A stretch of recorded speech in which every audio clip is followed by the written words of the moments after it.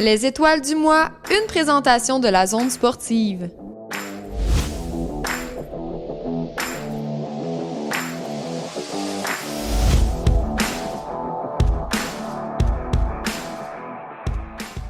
Lors du Gagnium Invitation 2024 qui se tenait à Sherbrooke à la mi-juin, Juliette Dionne s'est emparée chez les cadettes de 2 médailles d'or, dont l'une au saut en longueur et l'autre aux 300 mètres avec un excellent temps de 41,82 secondes. C'est sûr que tu es vraiment fière de toi. Je m'attendais vraiment pas qu'au 300 mètres parce que 300 mètres, c'est une nouvelle discipline pour moi. Puis là, j'étais pas tant confiante, mais ma coach me disait « Ouais, Juliette, tu vas être capable et tout ». J'étais vraiment fière de moi. C'est chaque année, c'est une compétition normale, puis il y a du monde comme d'habitude. C'est des sélections pour te qualifier aux Légions. L'athlète du Club Philo de Rivière-du-Loup a également terminé au pied du podium aux 100 mètres dans une course extrêmement serrée qui a dû être départagée par le photo-finish. Je revenais de mon 300 mètres, c'est sûr que c'était un peu plus dur, mais j'ai été autant fière, puis j'avais fait un meilleur temps que dans ma qualification. J'étais vraiment fière. Photo-finish, c'est vraiment, t'arrives à la ligne, puis c'est très proche de l'autre. C'est le fun. Sherbrooke, c'est une belle place pour faire des compétitions.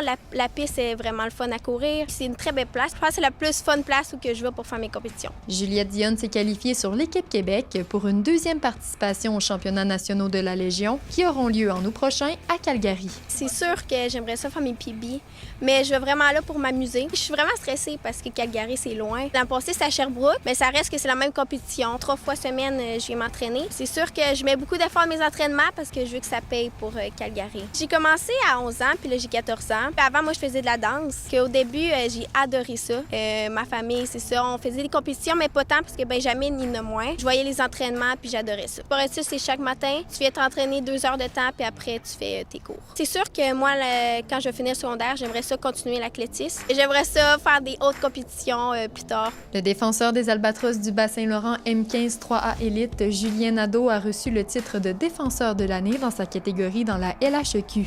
Je suis super excité que la Ligue ait une reconnaissance envers moi. C'est un bel exploit, mais il faut continuer à travailler fort pour en avoir d'autres. Être sa coche à toutes les pratiques, autant que c'est à glace et hors glace. Puis le vouloir d'améliorer à tous les jours, puis d'être le meilleur. Alors, on a commencé avec un tournoi à Drummondville. On s'est rendu en quart de finale. On a perdu. C'est quand même pas si pire. C'était un tournoi que toutes les équipes étaient là. Après, j'ai été invité au Challenge CCM à Châteauguay. Puis ça, en fond, c'est 2 équipes du Québec, M15, contre des midgets espoirs. Ça a bien été. Ensuite, on a eu la Coupe Dodge. On s'est rendu en quart de finale là aussi. Puis on a battu des grosses équipes là, comme Mélile, mais eux, ils ont gagné le tournoi. Sinon, dernièrement, j'ai fait Cross-Border Challenge à Ottawa. Ça, c'était 2 équipes du Québec contre des équipes de l'Ontario. Ben, c'est sûr, j'ai essayé de me tailler une place pour le midget 3, mais ce sera pas facile. Là. C'est quand même dur de faire midget 3 à 14 ans. Mais je pense que je travaille assez fort pour faire l'équipe.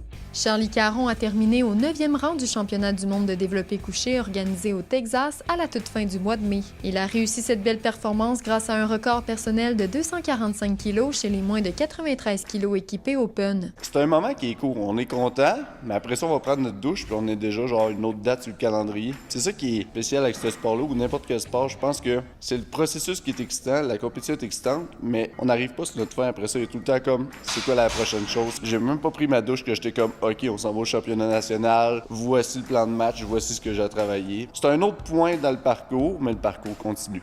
L'athlète s'entraîne présentement en vue du prochain championnat national de dynamophilie qui se tiendra en septembre à Summerside, à l'île du Prince-Édouard. La différence, c'est qu'habituellement, j'étais dans 93 kilos équipé, bien sûr au bench.